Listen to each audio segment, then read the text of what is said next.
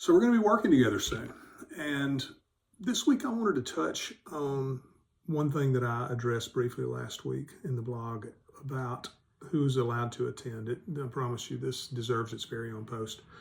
Um, Last week's blog I talked about what can I expect at my mediation, right? And I appreciate all the encouraging comments. If you got something you want to have addressed, let me know, brianthemediator.com, and it will direct you to my webpage, alabamadisputeresolution.com, and love to hear from you.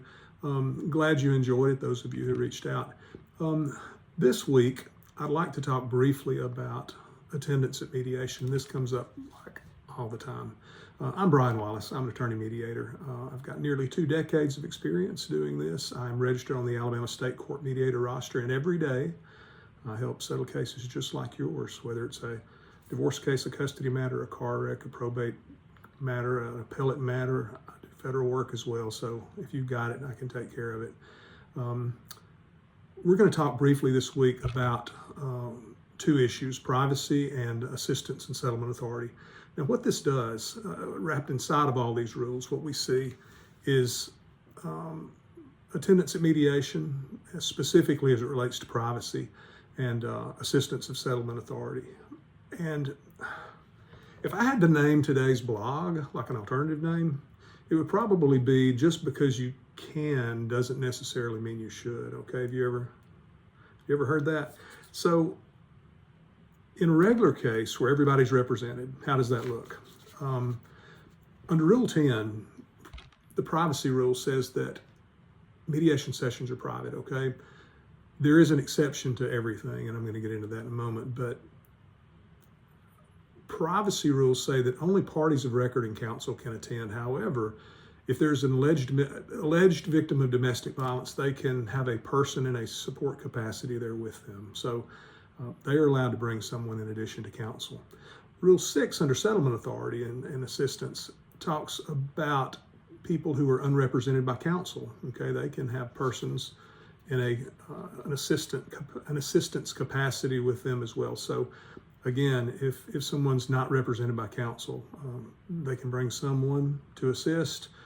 And if someone is an alleged victim of domestic violence, they can have a person there in a support capacity, regardless of whether or not they are represented by counsel. Now, let's talk a little bit about what happens. And I try to do a good job of explaining this to attorneys and to people that I speak with prior.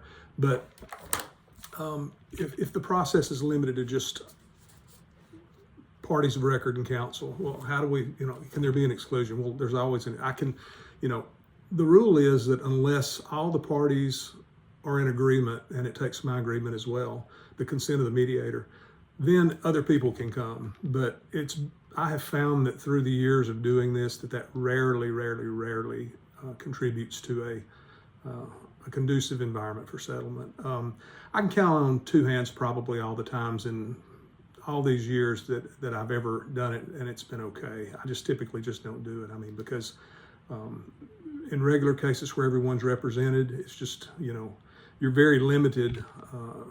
You're very limited in there's very limited upside to that in most cases. Now, it's not my rule. It's the court rules, and I have no leeway in it. I'm often asked to, well, I'll just sit out in the parking lot, or I'll just hang out in your waiting room. And no, I don't allow anybody even on the premises when we're here, unless there is an exclusion under the rules. I'm often asked, and this often happens from time to time, people want to bring other people, and maybe the memo just slipped through the cracks and they show up, and and I always tell the attorneys I work with, hey, listen, let's address this on the front end so we don't end up with a situation in my waiting room in reception where I have to ask somebody to leave, and that can set a negative tone for the negotiation. But most of the attorneys I work with do a fantastic job of making certain that their clients understand that. That's in the packet that I send out as well. Okay, so if I have, and I get it, with blended families and with new spouses, modification cases specifically, husbands and wives like to come with their significant other, and I get that, I understand it. But, unless there's agreement otherwise, you're not even allowed on the premises. So don't bring them unless there's an exclusion under the rules. tell me on what planet it's a good idea for you to bring your new boyfriend to your child support settlement case. I mean, it's just, how's that gonna, just because you can probably doesn't mean you always should, right? Or bring your new girlfriend to your paternity case or your custody case. Again, this is our day. We're trying to settle your case, and we want this to work in the best way possible for everyone. Think about, prior to coming, what a successful settlement would look like and what that encompasses. We need for all the stars to align on that day and for everything to be perfect. And, we just want to make sure that A, we do it by the rules, but B, we use a little common sense in the way that we do things. So if you've got a spouse that wants to attend, that's okay. I get it. I would want to attend as well. But, unless there's permission of everybody plus me, it's not going to happen. And I typically don't do that. Thanks for your time.